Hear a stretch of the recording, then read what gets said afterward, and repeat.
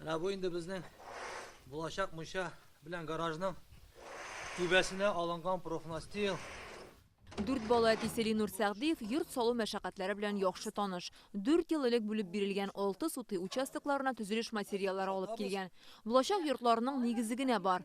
Зурдан кубып төзелеш башлар өчен юл кирәк ди гаилә башлыгы. Быел җәй көне без тырыштык инде. Менә буларын бөтенесен дә булдырырга. Әзәзләп, но безнең анда менә керә торган юл бер генә керә торган җир ул безнең менә шу кырга. Анда ул кешенең җирләре, ул кыйма куеп куйса, без анда керә алмыйбыз. Бүтән юл юк монда керергә. Һәм хәтта шунда да ул керә торган 90 градуслы поворот, анда бик тар и нәрсәле зур озын машиналар безгә монда керә алмыйлар. Эшәргә сулары юк. Бакчага сөйбү һәм кирәк яракка куллану өчен скважина казытканнар. Шелтер компаниясе белән килешү төзегәннәр. Вакытлыча яшәп тору өчен салынган җәйге йортлары электр энергиясенә тоташтырылган. Мунча күтәргәннәр. Алар кебек ялан кырда яшәргә тырышучы гаиләләр сирәк. Юл юк монда. Монда юк су, монда юк газ. Безгә менә шулар бөтенесе дә кирәк.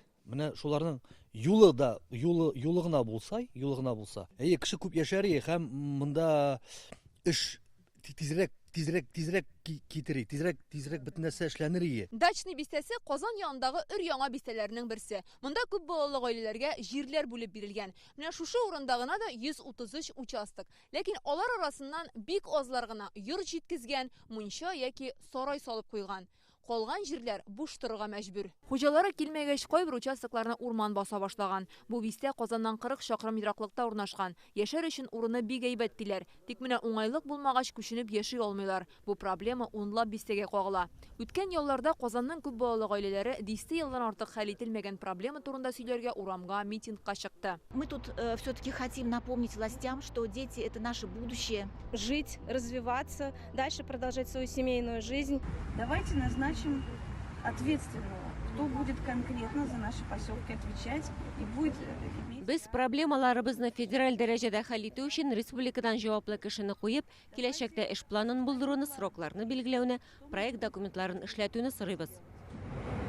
Поставим сроки. Без күп балалы гаиләләргә бирелгән җирләр буенча Казан шәһәре хакимиятенә мөрәҗәгать иттек. Федераль закон буенча участокларны бүлеп бирү өчен муниципалитет җаваплы. Анда уңайлыклар булдыруга аларның акчасы юк. Федераль үзәктән финанслар каралмаган. Проблеманы Мәскәү белән бергәләп хәл итү кирәклеге турында Казан мэры Илсур Метшин күп тапкыр сөйләде.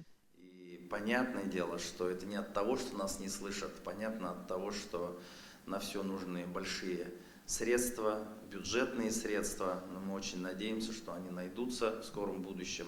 Тик Мәскәүдә акча табылмады. Шуңа кайбер районнар һәм бистәләр аларны үз мөмкинлекләреннән чыгып кына чишәргә тырыша. Икенче проблема – Казан яны бистәләрендә җир җитми.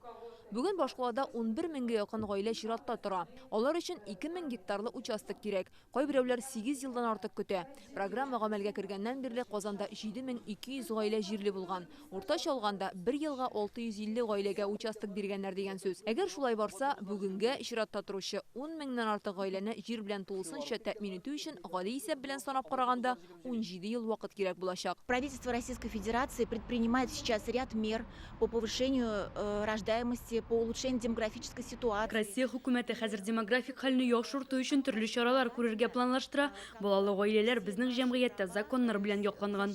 Семей с детьми, оно все это законодательно закрепляет. Татарстанда күп балалы гаиләләргә җир бирү таләпләре соңгы тапкыр 2022 елда үзгәртелде. Хәзер Казан янында участок алу өчен чиратка басучы гаилә республикада теркәлеп ким дигәндә 5 ел яшәргә тиеш. Шунсыз чиратка куймалар. Тик бу таләпне керткәч тә җир алырга теләүче гаиләләр саны әллә ни кимемәде. Бүген чиратта торучы 10800 гаиләнең 3000 генә тәэмин итәргә җир кишәрлекләре бар. 7000 генә участокларны каян алып бирәсе дә билгесез әле.